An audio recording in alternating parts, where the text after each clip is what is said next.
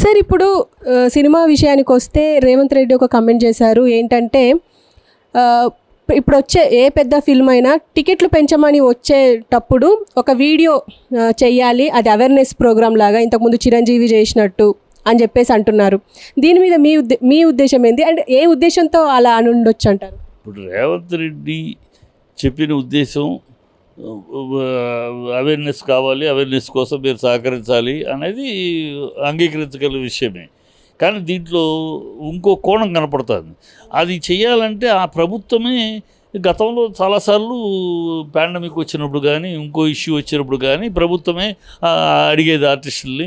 నాగార్జున గారు చేశారు, వెంకటేష్, చాలామంది ఆటోమేటిక్గా వాళ్ళు అడిగిన దానికి తగినట్టు చేసి ఇచ్చారు.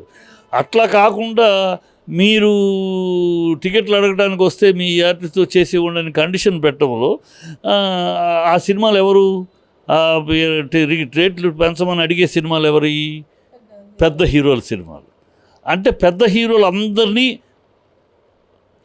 తన ఫోల్డ్లోకి లాక్కుంటానికి, తన ఫోల్డ్లోకి చేయడానికి చేస్తున్న ప్రక్రియ. పెద్ద నీకు ఇష్టం ఉన్నా లేకపోయినా నేను సపరేట్గా చేస్తానమ్మా, నీకు కాంగ్రెస్ పార్టీకి నేను ఎందుకు చేయాలి అని నాకు ఉంటుంది. నేను సపరేట్గా కావాలని చేస్తాను. కాంగ్రెస్ పార్టీ ముందర మీరు ప్రభుత్వం తరపున చేస్తున్నప్పుడు ఏమవుతుంది, ఆటోమేటిక్గా మీ సింబల్ పడుద్ది, మీ ప్రభుత్వం కనపడుద్ది, మీ ప్రభుత్వం తరపున చేసినట్టే ఉంటుంది. అది గతంలో కూడా న్యూస్ రీల్స్ అన్నీ వచ్చాయి మేము చేసినప్పుడు. ఇప్పుడు తీసేసారు మధ్యలో, మళ్ళీ అవి అప్పుడు అంతే ప్రభుత్వ సింబల్ ఉంటుంది. అక్కడ టైటిల్స్లో కూడా సమర్పకులు ఆంధ్రప్రదేశ్, తెలంగాణ రాష్ట్ర ప్రభుత్వం, కృతజ్ఞతలు చీఫ్ మినిస్టర్ ఇవే ఉంటాయి. సో ఈ ప్రక్రియతో ప్రతి హీరో కూడా వాళ్ళకి మద్దతు పలికినట్టు, ప్రతి హీరో వాళ్ళకి మద్దతు పలికారు అనేది ఒక భ్రమ కల్పించడానికి, జనాల్లోకి ఒక ఇది పంపించడానికి వేసిన ప్రక్రియ. లేకపోతే మామూలుగా అయితే ఏం చేసేవారు, హీరోలను అడుగుతారు, హీరోలను చేయమంటే ప్రభుత్వం చేస్తుంది, ప్రభుత్వం నచ్చిన హీరోలు వస్తారు. మీరు అడిగినప్పుడు నాకు కాంగ్రెస్ అభిమానం ఉంది, నేను వస్తాను. నాగార్జున కాంగ్రెస్ అభిమానం ఉంది, వెళ్ళాడు. సో అలా వెళ్ళిన వాళ్ళు వెళ్తారు. జూనియర్ ఎన్టీఆర్ ఉన్నాడు, కాంగ్రెస్ అభిమాని కాదు. ఇప్పుడు రేపు సినిమా రిలీజ్ చేస్తే బలవంతంగా నువ్వు కాంగ్రెస్కి మద్దతు పలికేలా, కాంగ్రెస్ ఒక దీనికి మద్దతు పలికేలా ఈ సాకు పెట్టి, ఇది సామాజిక సాకు పెట్టి నీ ఫోటోలో అతను మాట్లాడేటట్టు చేసి, ఇది ఒక రాజకీయ స్ట్రోక్. రేవంత్ రెడ్డి రాజకీయ ప్లే చేసి మాస్టర్ ప్లాన్ వేస్తున్నాడు. మాస్టర్ ప్లాన్ అందరు హీరోలు కూడా కాంగ్రెస్కి మద్దతు పలికారనే భ్రమ ఆడియన్స్కి, మామూలు పబ్లిక్ ఏం తెలుస్తుంది? ఆటోమేటిక్గా రేవంత్ రెడ్డి ఫోటో పక్కన హీరో. సో వాళ్ళిద్దరూ ఒకళ్ళకొకళ్ళు రేపు విమర్శిస్తే కూడా మొన్నయో ఆయన సమర్థిస్తూ ప్రభుత్వాన్ని ఇవాళ అంటారు ప్రజల్లో. సో ఇలాంటి ఒక కన్ఫ్యూషన్, ఒక భ్రమను క్రియేట్ చేయడానికి వేసిన ఎత్తుగడ ఇది. సిన్సియర్గా అతని ఉద్దేశం సిన్సియర్ అయితే ఖచ్చితంగా ప్రభుత్వం చేస్తుంది, మీరు సహకరించాలి. ఆర్టిస్టులు, మీరు మూవీ ఆర్టిస్ట్ అసోసియేషన్ రిక్వెస్ట్ చేస్తున్నాను, మీరు ముఖ్యమైన ఆర్టిస్టులు, మాకు కావాల్సిన ఆర్టిస్టుల్ని మీరు పంపించాలి, మాకు ఈ యాడ్స్ చేసుకుంటాం మేము ప్రభుత్వం అని. ప్రభుత్వం తరపున ఇష్టం ఉన్న వాళ్ళు వెళ్తారు. మూవీ ఆర్టిస్టులు ఎవరెవరు కాంగ్రెస్కి పోయి ఇష్టం ఉందో వెళ్తారు. వెళ్ళి వాళ్ళు అడుగుతాం, అందరు అడుగుతారని మీరు వెళ్తారు, మేము వెళ్తాం అనేవాళ్ళు, వెళ్ళేవాళ్ళు ఒప్పుకునేవాళ్ళు ఒప్పుకుంటారు. ప్రభుత్వం అడుగుతుంది, ఖచ్చితంగా చేయాలి, కానీ ఎవరెవరు అనేది డిస్కస్ చేసుకుంటారు. ఇప్పుడు అలా కాదే, ఏ సినిమా చేసినా మీ దగ్గర రావాలి 20 సినిమాలు వస్తాయి సంవత్సరానికి, పెద్ద సినిమాలన్నీ. మిగతా చిన్న సినిమాలకు ప్రాబ్లం లేదు. ఈ పెద్ద సినిమాలను అట్లా బ్లాక్ చేసి బ్లాక్మెయిల్ చేసే ప్రయత్నంలో భాగం ఇది, అంతే చెప్తే అలా కాదు. ఇంకోటి, నీకు సామాజిక స్పృహ, సామాజిక సేవ అంటున్నావు. సామాజిక సేవ అంటే బ్లాక్ టికెట్లు అమ్ముకోవడానికి బెనిఫిట్ షోలకి ఎలా పర్మిషన్ ఇస్తున్నావు? బెనిఫిట్ షో ఇస్ పెద్ద ట్రాష్ అది. బెనిఫిట్ షో అనేది ఒక సాధారణంగా థియేటర్ దగ్గర ఒక బ్లాక్ టికెట్ అమ్మితే వాడిని పట్టుకుని జైలు వేస్తారు పోలీసులు. ఇక్కడ నీవు టికెట్ని 500-1000 రూపాయలు అమ్ముకోవడానికి పర్మిషన్, అంటే బ్లాక్ టికెట్లు అమ్ముకుంటూ లీగలైజ్ చేసే పర్మిషన్. ఇది సామాజిక సేవ? ఇది వీటి మీద దృష్టి పెట్టాలి కదా.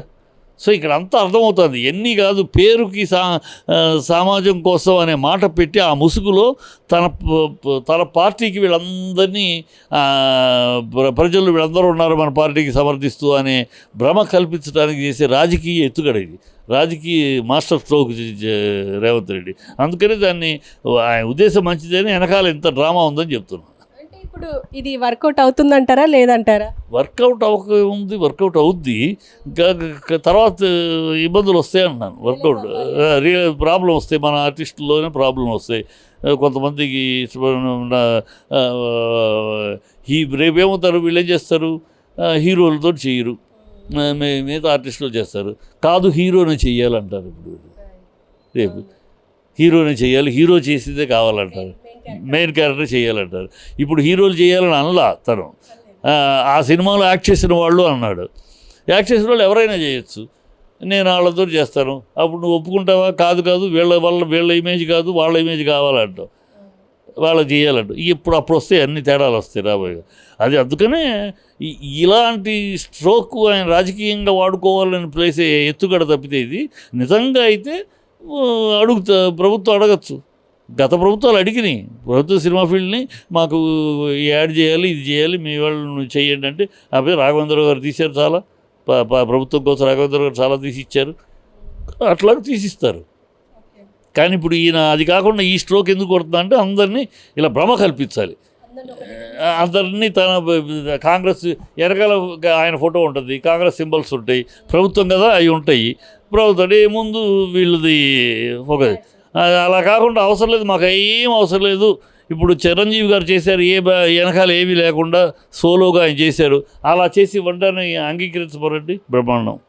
అది అంగీకరిస్తారండి. లోగోలు ఏవి ఉండొద్దు అంటే ఏమి ఉండదు. ఇవాళ చిరంజీవి గారు చేశారు, ఏ లోగోలు లేవు కదా, సపరేట్గా ఆయన చేశాడు సోలోగా మంచి అవుట్డోర్ లొకేషన్లో చేశారు. అలాగూ ఏమీ లేదు, మీరు సపరేట్గా చేసి ఇవ్వండి అని చెప్పి అన్నాడు. అది ఒప్పుకోమనండి, బ్రహ్మాండంగా చేసి ఇచ్చు. ఇప్పుడు మీరేమంటారు? ఇప్పుడు టికెట్ల విషయంలో టికెట్ల ధరల పెంపు కానీ తగ్గింపు కానీ ప్రభుత్వ జోక్యం అవసరమే అంటారా? అంటే టికెట్లు పెంచడం వేరమ్మా, బెనిఫిషియల్ వేరు. టికెట్ల రేటు పెంచడం అనేది వాళ్ళు అంత ఖర్చు పెట్టారు, తీసే కనుక వారం 10 రోజులకి వెసులుబాటు, ఓకే తప్పులేదు. మనం ఏదైనా కొత్త ఐటమ్ ఇంట్రడ్యూస్ అయినప్పుడు మార్కెట్లో అవి కూడా బిగినింగ్లో ఎక్కువ రేటే ఉంటుంది కదా, తర్వాత తగ్గుతాయి. సో అట్లాగూ ఎక్కువ ఖర్చు పెట్టారు కనుక అడుగుతున్నా. అంతవరకు రేట్లు ఆ వారం 10 రోజులు టికెట్ రేటు పెంచుకుని అమ్ముకోవటానికి కౌంటర్లోనే, బయట కాకుండా కౌంటర్లోనే 150 రూపాయలు టికెట్ 200 రూపాయలు 220 రూపాయలు అలాగ పెంచుకుంటానికి అది త్వరకు తప్పు లేదు. బెనిఫిట్ షో అనేది ఒక పెద్ద దందా. బెనిఫిట్ షో అనేది టికెట్కు 500 1000 రూపాయలు పెట్టడం. ఈ టికెట్ వీళ్ళు ట్యాక్స్ కట్టేదేమో ఆ 110 రూపాయల టికెట్కే ట్యాక్స్ కడతారు, 150 రూపాయల టికెట్ ట్యాక్స్ కడతారు, 500 అమ్ముతారు, దానికి ట్యాక్స్ రాదు. సో గవర్నమెంట్కి లాభం లేదు, ఎగ్జిబిటర్కి లాభం లేదు, ప్రొడ్యూసర్కి లాభం లేదు. ఎవరికి లాభం ఇది? మధ్యలో దళాలకి. ఇది ఒక దందా. కాబట్టి ఇంత కలెక్షన్ అయిందని చెప్పుకోవడానికి, ఈ బోగస్ స్టార్డమ్ చూపించడానికి. సో అది వద్దు అనేది మొదటి నుంచి. బెనిఫిట్ షోలు వద్దు, బెనిఫిట్ షోల వల్ల దరిద్రం అయిపోయింది ఇండస్ట్రీ, అది వద్దు. ప్రతివాడు ప్రతివాడు 100 కోట్ల హీరో బెనిఫిట్ షోల వల్ల. బెనిఫిట్ షోలు చూపించేట్టు ఇంత కలెక్షన్ వచ్చిందంటూ నేను 100 కోట్ల హీరో. అందుకని ఇండస్ట్రీ మొత్తం కాస్ట్ ఫెయిల్యూర్ సినిమాలు వచ్చింది. ఇప్పుడే కాస్త కుదుట పడింది బెనిఫిట్ షోలు పోయినాక. ఇప్పుడు అది ఎందుకు ఇవ్వటం? అది ఇవ్వను అని చెప్పండి. బెనిఫిట్ షోలు ఇవ్వను సామాజిక బాధ్యతతోటి మీరు ఈ బాధ్యత చేయమని చూద్దాం. క్విక్ ప్రోక్లాగా మీరు చేయండి, నేను మీకు టికెట్లు అమ్ముకుని బ్లాక్లో అమ్ముకోవడానికి లీగలైజ్ చేస్తాను అని పర్మిషన్ ఇస్తున్నట్టే కదా. సో ఆల్ దీస్ థింగ్స్ కాకపోతే ఊరిని బ్లైండ్గా అంటారు. అధికారులు ఉన్నారు కనుక వాళ్ళకి జంప్ చెక్క అంటూ అందరికి అలవాట్లు అంటారు. నేను అలా అన్నాను అంతే. ఇందులో మరి ఎలాంటి ఈ కండిషన్ పెట్టారు సీఎం రేవంత్ రెడ్డి, ఇందులో ఎలాంటి మార్పు చేస్తే బెటర్ అంటారు? బెటర్ అంటే ఎలాంటి మార్పు పెట్టమ్మా, ఈ ప్రతి సినిమాకి కండిషన్ అని కాకుండా, ప్రతి సినిమాకి ప్రతి హీరోని ఇబ్బంది పెట్టడం కాకుండా, మీరు హ్యాపీగా government has got right to ask the industry. Movie artist association ఉంది, మీరు ఆ అసోసియేషన్కి మా ప్రెసిడెంట్ని పిలిచి మాట్లాడచ్చు, లేకపోతే అసోసియేషన్తో మీటింగ్ మీ మినిస్టర్ పిలిచి మాట్లాడచ్చు. మాకు హీరోలు కావాలి, ఈ యాడ్స్ చేయాలి, మీరు తీసి పెట్టండి. అంటే ఏ హీరోలు వస్తారో మేము చెబుతాం, నేను ఈ హీరోలు వస్తారు, ఈ హీరోయిన్లు వస్తారు, వీళ్ళతో మేము తీసి పెడతామండి. అంతే మీరు ఆ హీరోల్లో ఈ హీరోలతో తీసి ఇవ్వండి అని మీరు కండిషన్లు పెట్టద్దు. అలా కాకుండా మీరు తీయండి, మమ్మల్ని అడగడం మేము ఎప్పుడు కోఆపరేట్ చేస్తూనే ఉంది. ఎప్పుడు ప్రభుత్వం అడిగినా గతంలో ఇవాళ కొత్త ఏం కాదు, గతంలో రాఘవేంద్రరావు గారు తీసి ఇచ్చారు చాలా. ప్రభుత్వ స్కీమ్స్కి ప్రభుత్వానికి తీసిచ్చారు కనుక అది పెద్ద విశేషం కాదు, తీసిస్తాం. కానీ మాకు వదిలేయండి, ఎవరితో మాకు అప్పచెప్పండి. అంటే మీరు కండిషన్లు పెట్టి ప్రతి హీరో మా కాళ్ళ దగ్గర రావాలి, ప్రతి హీరో మాకు అది సబ్మిట్ చేస్తేనే మీకు ఇస్తామనేది ఆ బ్లాక్మెయిలింగ్ స్కీమ్ వద్దు. అది ఈ మార్పు. సార్ ఇప్పుడు మొత్తం దేశమంతా మాట్లాడుతున్నది కల్కి సినిమా గురించే. అయితే ఈ కల్కి సినిమాకి సంబంధించి ఇప్పటి వరకు చూసాము ప్రభాస్ గురించే ఎక్కువగా మాట్లాడుతున్నారు. ఎందుకంటే ఏ హీరోకి లేని అటు టాలీవుడ్, కోలీవుడ్, బాలీవుడ్ ఎందులో లేని స్టార్డమ్ ఇప్పుడు ఓన్లీ ప్రభాస్కే వచ్చింది అని చెప్పేసి అంటున్నారు. సో మీరేమంటారు? అంటే నిజమే కదా, ఇప్పుడు 1000 కోట్ల స్టార్ అయిపోయాడు. ఇంకా ఆ రీచ్కి ఏ హీరో రాలేదు కదా, రేపు రావచ్చు, అది వేరే విషయం. ప్రస్తుతానికి అతను ఎక్కడికి వెళ్ళిపోయాడు. ఆ పర్సనాలిటీ అవ్వచ్చు, అతని గెటప్ అవ్వచ్చు, హైట్ అవ్వచ్చు, దేని మీద ఇంటర్నేషనల్గా ఆ ఫిగర్ పర్సనాలిటీ ఇంటర్నేషనల్గా ఆదరణ పొందింది. అది ఒక్కొక్క పర్సనాలిటీకి ఇంటర్నేషనల్ అప్పీల్ దొరుకుద్ది. ఇప్పుడు ర్యాంబో హీరోయిన్ సిల్వెస్టర్ స్టాలిన్ ఎక్కడో పుట్టాడు, కానీ ప్రపంచం అంతా సిల్వర్ స్టాలిన్ ఎందుకు ఫాలోయింగ్ ఆ పర్సనాలిటీ, బాడీ, దీనికి ఆ సిల్వర్ స్టాలిన్ చూడగానే ఆహా అని ప్రతి దేశంలోనూ హారతులు పెట్టారు. అట్లా ఇవాళ మనాటి పర్సనాలిటీ, హైట్ పర్సనాలిటీ, బాడీ గీడీకి ఫిదా అవుతున్నారు అన్ని దేశాల్లోనూ, ఇంత బ్యూటిఫుల్ పర్సనాలిటీ అని. కనుక అతను అందుకని ఇంటర్నేషనల్ స్టార్ అయ్యాడు. 1000 కోట్ల హీరో ఇప్పుడు దరిదాపులో లేరు ఎవరు. ఇప్పుడు ఆల్రెడీ ఏ సినిమాని 1000 కోట్ల కింద లెక్కేస్తున్నారు. ఫ్లాప్ అయితే 600 కోట్లు చేసింది ఇది ఆదిపురుషు. ఫ్లాప్ అన్న సినిమా 600 కోట్లు చేసింది. సో ఆ రేంజ్లో ఉంది అతనిది. సో అది డెఫినెట్గా అతను ఇప్పుడు ప్రస్తుతం ఎవరు రీచ్ అవుట్లో లేరు, దరిదాపులో లేరు.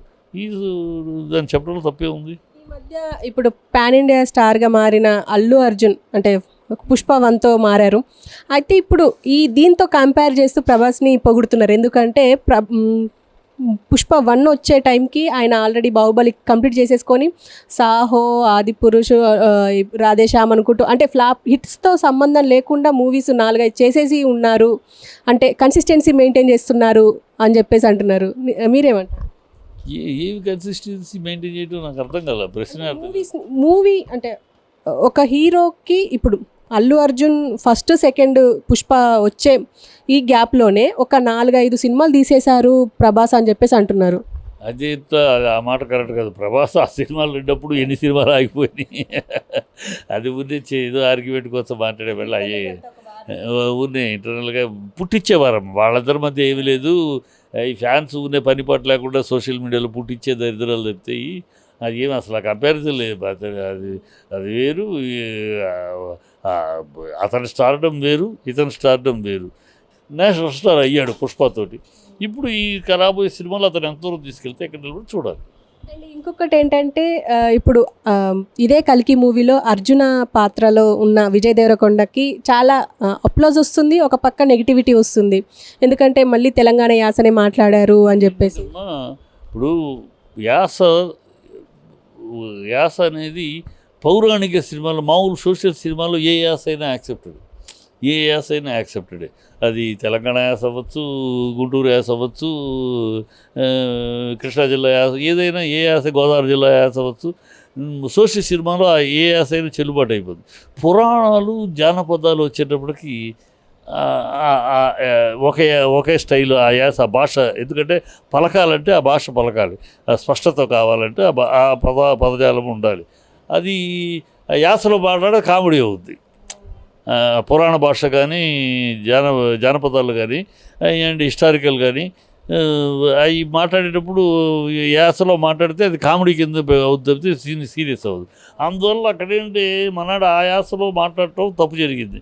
కొంచెం ప్రాక్టీస్ చేసి, ఇది అర్జునుడి పాత్ర, మనం కొంచెం ప్రాక్టీస్ చేసి గట్టిగా మాట్లాడాలని ఆ దర్శకులకైనా ఉండాలి.